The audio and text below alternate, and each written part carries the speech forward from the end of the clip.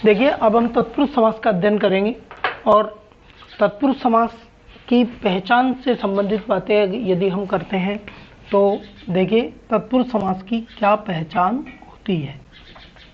सबसे पहली बात है इसका द्वितीय पद या अर्थात द्वितीय पद, उत्तर पद, पर पद, कुछ भी बोल सकते हैं, ये प्रधान होता है। दूसरी बात, तत्पुरुष समास का लिंग वचन द्वितीय पद के अनुसार होता है। हमेशा तत्पुरुष समास का लिंग वचन द्वितीय पद के अनुसार होता है। तो देखिए तत्पुरुष समास के में विभक्तियों के कारक चिन्हों अर्थात परसर्गों का लोप होता है। किसका लोप होता है? परसर्गों का लोप होता है। तत्पुरुष समास के कुछ भेद किए गए हैं हिंदी में, तो वो विभक्तियों के आधार पर किए गए हैं। तो इसमें एक बात समझने की यह है कि कर्ता एवं संबोधन की विभक्तियों को छोड़कर शेष सभी कारकों के कारक चिन्हों का लोप हो जाता है इसके अंदर, और उसी आधार पर तत्पुरुष समास के 6 भेद माने गए हैं। अब हम एक एक भेदों को लेते हुए प्रत्येक भेद का उदाहरण सहित एक एक दो उदाहरण लेकर समझेंगे और किस प्रकार से कारक चिन्हों का लोप होगा उनको हम समझेंगे। पहला है कर्म तत्पुरुष समास। इसमें शब्द लेते हैं हम, तो देखिए पहला शब्द है, मान लीजिए हम लेते हैं मांस भक्षी, आगे ग्रहागत, जेब कतरा, कितने भी शब्द ले लीजिए, दिल तोड़, दिल फेंक। तो यदि हम इनका विग्रह करते हैं तो यहाँ पर अब कर्म कारक जो होता है उसका कारक चिन्ह होता है को। क्या कारक चिन्ह होता है? को। इसका लोप होगा, को का लोप होगा। तो देखिए मांस भक्षी का समास विग्रह होगा मांस को भक्षण करने वाला। तो इसको का लोप हो रहा है यहाँ पर। ग्रहागत, तो गृह को आगत, ग्रहागत ग्रह को आगत। जेब कतरा, जेब को काटने वाला, को का लोप हो रहा है। दिल तोड़, दिल को तोड़ने वाली। दिल फेंक, दिल को फेंकने वाला। तो इस प्रकार इसका समास विग्रह होता है। यहाँ सभी जगह को का लोप होता है। यदि कोई बात समझ में नहीं आए तो आप पूछ सकते हैं। अगला लेंगे हम कर्म के बाद में करण तत्पुरुष समास। तो करण में किसका लोप होता है? करण में होता है भाई से का लोप। अब से को के द्वारा के रूप में भी लिखा जाता है, से का लोप। तो इसमें हम उदाहरण लेते हैं, जैसे उदाहरण लिख लेते हैं हम नीति युक्त, भड़भूंजा, रेल यात्रा, शराहत। तो विग्रह करेंगे हम इनका। नीति से युक्त, भाड़ के द्वारा भूनने वाला। हाँ, भाड़ का अर्थ देखो सुरेश जी ने पूछा है कि भाड़ का अर्थ क्या होता है। तो भाड़ का अर्थ होता है वह भट्टी जिसके द्वारा चने भूनने वाला, उस भट्टी से जो जिस भट्टी के माध्यम से उसको चनों को भुना जाता है उसको बोलते हैं हम भाड़। तो देखिए रेल यात्रा, रेल के द्वारा यात्रा विग्रह। शराहत, शर से आहत। देखिए ऐसे छोटे छोटे शब्द आपको आने चाहिए। ये पूछ रहे हैं कि शर का अर्थ क्या होता है। तो शर होता है तीर, तीर बाण। सर से आहत यानी जो घायल है, तीर से घायल, उसको बोलते हैं सराहत। तो देखिए इस प्रकार से यहाँ पर सभी जगह के अथवा के द्वारा का क्या हो रहा है, लोप हो रहा है। इसलिए यहाँ पर कर्ण तत्पुरुष समास होगा। वैसे तो आपसे तत्पुरुष समास ही पूछे जाते हैं, पर यदि इनके भेद पूछे जाएं तो आप इस तरह से बिल्कुल अलग अलग इन सारे उदाहरणों को समझेंगे। तो देखिए इसके बाद में हम लेते हैं तीसरा, जो कि संप्रदान तत्पुरुष है। तो हम संप्रदान तत्पुरुष की बात करते हैं। अब चलिए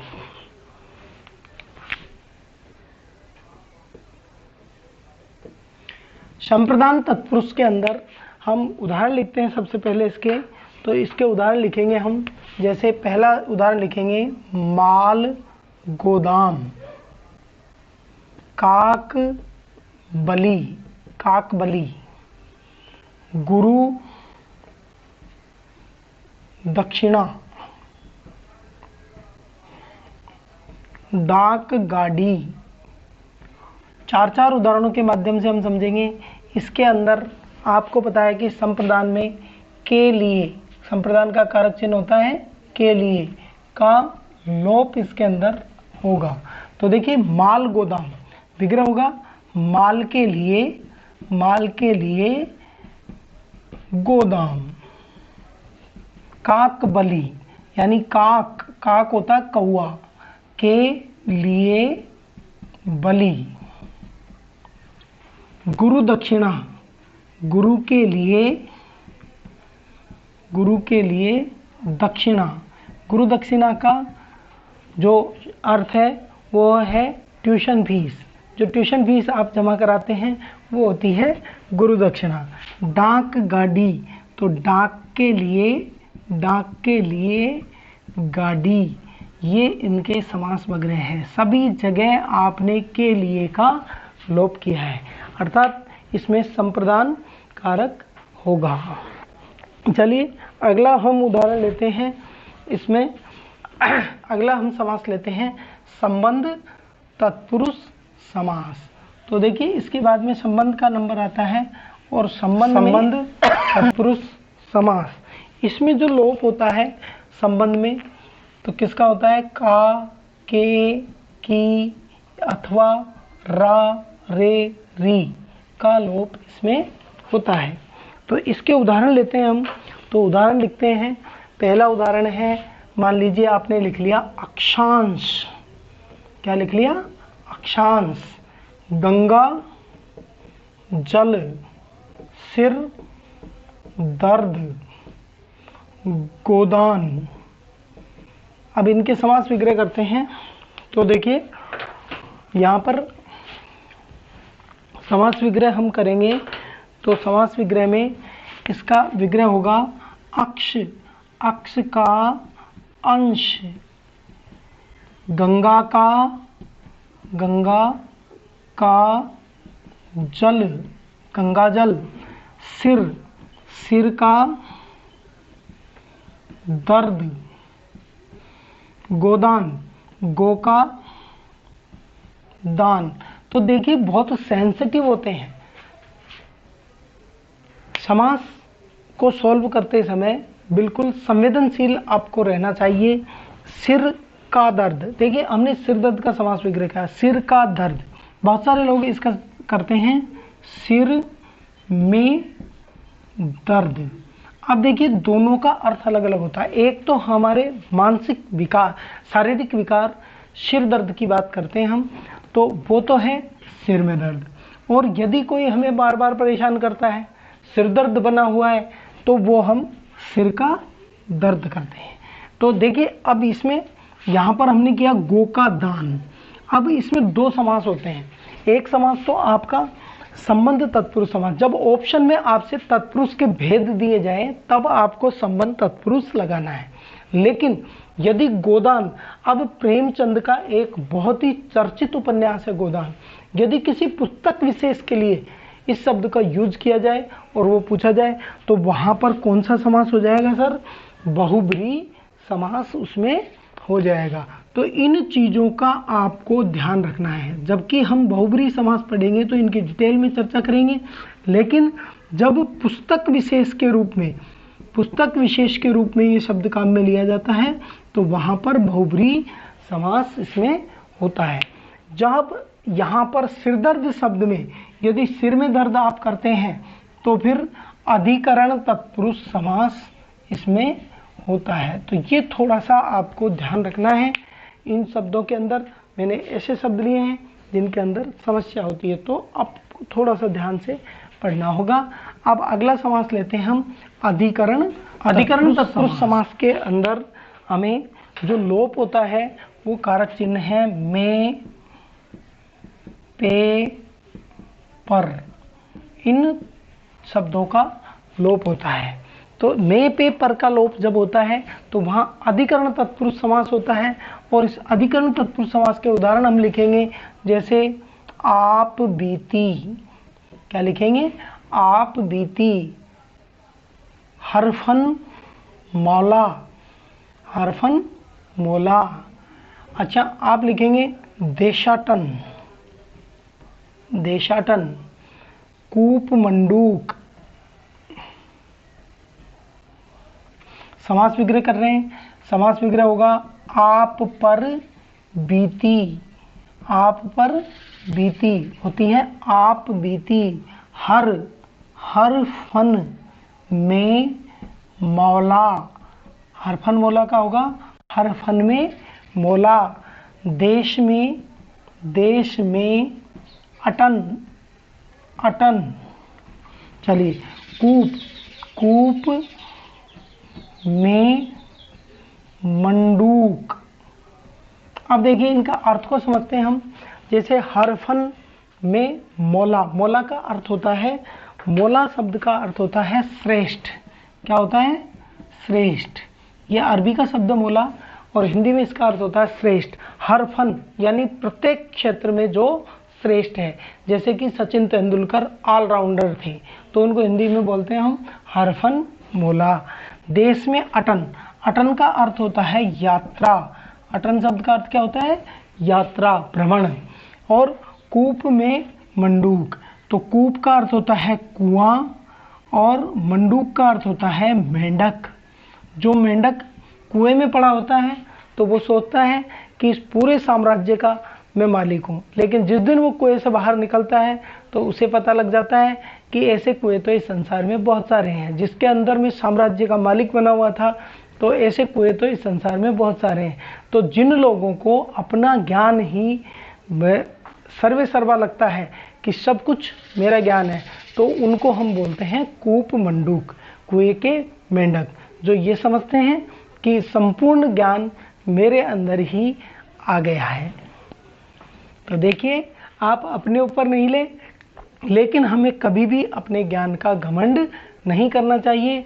दुनिया में बहुत सारे श्रेष्ठ लोग हैं जिनके अंदर ज्ञान है। अब चलिए इस तत्पुरुष समास को और थोड़ी सी नॉलेज को बढ़ा लेते हैं। इसके अंदर क्या है, संस्कृत के शब्द भी कंपटीशन एग्जाम में आपसे तत्पुरुष समास के अंदर पूछे जाते हैं। उनके अंदर हम सीधे ही इनके भेदों में से बात नहीं करते, सीधे ही तत्पुरुष समास करते हैं, यानी कि बहुत सारे शब्द हैं उनका भी अध्ययन हम कर लेते हैं। तो संस्कृत के अंदर तत्पुरुष समास के जो भेद किए गए हैं वो भेद किए गए हैं 4: अलुक तत्पुरुष, नए तत्पुरुष, उपपद तत्पुरुष और लुप्त पद तत्पुरुष। हमारे यहाँ उनके भेदों को नहीं पूछा जाता है, अर्थात हिंदी में उनके भेदों को नहीं पूछा जाता है।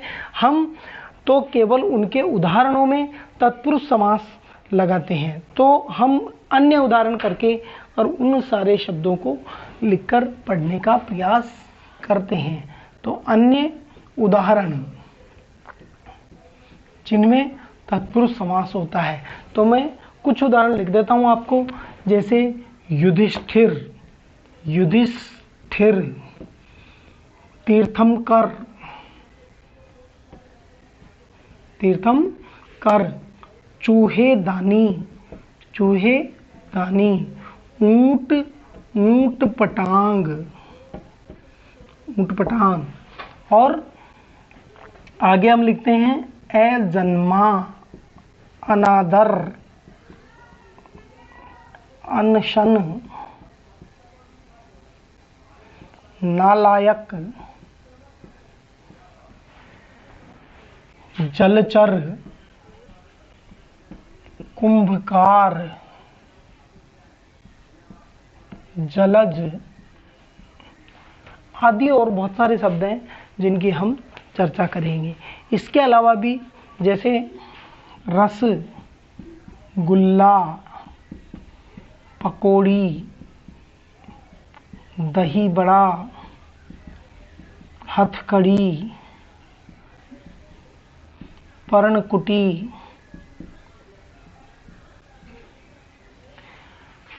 कन्यादान, तुलादान, पवन चक्की,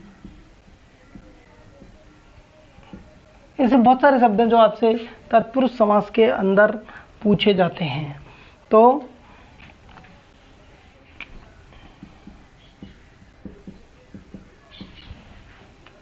तो इसमें हम एक एक को समझते हैं और इनके विग्रह को समझते हैं। जैसे एक शब्द और है जो विभिन्न एग्जाम्स में पूछा जाता है, रेलगाड़ी, बैलगाड़ी। तो इन सभी में तत्पुरुष समास होते हैं। आपको डायरेक्ट तत्पुरुष समास करना होता है। मैं इनके विग्रह आपको बता देता हूँ। इनके विग्रह इंपॉर्टेंट है, कई बार विग्रह पूछे जाते हैं, कई बार ये शब्द पूछे जाते हैं इनमें कौन सा समास है। तो देखिए युधिष्ठिर, अब यहाँ पर विग्रह होगा युद्ध में स्थिर, यानी युद्ध में स्थिर अर्थात युधिष्ठिर। तो यहाँ पर मैं आ रहा है, लेकिन मैं पेपर अधिकरण तत्पुरुष नहीं है, इसमें सीधा ही आपको तत्पुरुष करना है। तीर्थंकर, तीर्थों को करने वाला। चूहेदानी यानी चूहे की दानी। ऊंट पटांग अर्थात ऊंट पर टांग, यानी ऊंट पटांग क्या होता है, जैसे ऊंट बैठा हुआ है उस पर आपने टांग रख ली, ऊंट खड़ा हो गया, उसके बाद में आपकी जो स्थिति बनेगी वो कैसी स्थिति होगी, ऊंट पटांग ही होगी। तो ऊंट पटांग। अजन्मा, अब देखिए यहाँ पर अजन्मा, अनादर, अनासक्त, नालायक, ये जो शब्द है इनके अंदर अव्ययी भाव समास के अनुसार सब में अव्यय हैं। इसमें अ है, इसमें अन है, इसमें अन है, इसमें ना है। तो जो उपसर्ग निषेधात्मक अर्थ देते हैं यानी नकारात्मक अर्थ देते हैं वो सारे के सारे किसमें आ जाते हैं, नए तत्पुरुष समास के उदाहरण संस्कृत में होते हैं। इसलिए इन उदाहरणों को हम भी किसमें, तत्पुरुष समास में करेंगे। अजन्मा यानी जिसने जन्म नहीं लिया। अनादर बिना आदर के। अनशन बिना अन्न के, असन का अर्थ होता है अन्न, बिना अन्न के। नालायक जो लायक नहीं है, जैसे कि नहीं पढ़ने वाले विद्यार्थी। जलचर, अब जल में विचरण करने वाला। कुंभकार यानी कुंभ का कार्य करने वाला। जलज जल में जन्म लेने वाला। रसगुल्ला रस में डूबा हुआ गुल्ला। पकौड़ी पकी हुई बड़ी। दही बड़ा यानी दही में तैरता हुआ बड़ा। हथकड़ी हाथों में पहनाई जाने वाली लोहे की कड़ी। पर्णकुटी पर्ण निर्मित कुटी, पर्ण के द्वारा पत्तों के द्वारा बनाई गई कुटी। कन्यादान पिता द्वारा श्रेष्ठ वर को घर बुलाकर वस्त्रादि मंत्रोच्चार के सहित दिया जाने वाला कन्या का दान। देखिए इसका विग्रह यही होता है। बहुत सारी किताबों में इसका कन्या का दान सीधा लिखा हुआ होता है, लेकिन विग्रह इसका यही है, पिता द्वारा श्रेष्ठ वर को घर बुलाकर मंत्रादि आभूषण सहित मंत्रोच्चार के साथ दिया जाने वाला कन्या का दान। पवन चक्की पवन द्वारा चलने वाली चक्की। तुलादान तराजू से बराबर तौल कर दिया जाने वाला दान। रेलगाड़ी ये सेकंड ग्रेड में पूछा गया है, आरपीएससी सेकंड ग्रेड टीचर में, कि रेलगाड़ी का समास विग्रह क्या होगा। तो देखिए रेल और पटरी शब्द का एक ही अर्थ है, तो आप या तो कर दीजिए पटरी पर चलने वाली गाड़ी या फिर आप कर दीजिए रेल पर चलने वाली गाड़ी। बैलगाड़ी बैलों द्वारा खींची जाने वाली गाड़ी। इस प्रकार से आपके तत्पुरुष समास को मैंने समझाने का प्रयास किया है। मैं उम्मीद करता हूँ कि आपको अच्छे से समझ में आए होंगी आप इसको अगर समझ में आया है तो शेयर कीजिए, लाइक करिए, कमेंट करिए। ये आपके लिए बहुत इम्पोर्टेंट है, ये मेरे लिए भी इम्पोर्टेंट है, मेरा उत्साहवर्धन होता है इससे। तो आप इसको शेयर करें। कुछ लोग बिना कंटेंट के पढ़ाए भी 1,000 लाइक व्यूज़ हासिल कर लेते हैं, लेकिन कम से कम मेरी भी ये उम्मीद है कि आप कम से कम मुझे 1,000 व्यूज़ तो इस पर दें। आप अपने दोस्तों को शेयर करें। अगर समझ में नहीं आ रही है तो भी कमेंट्स करें, मैं आपको उसका पूरा समाधान प्रस्तुत करने का प्रयास करूँगा।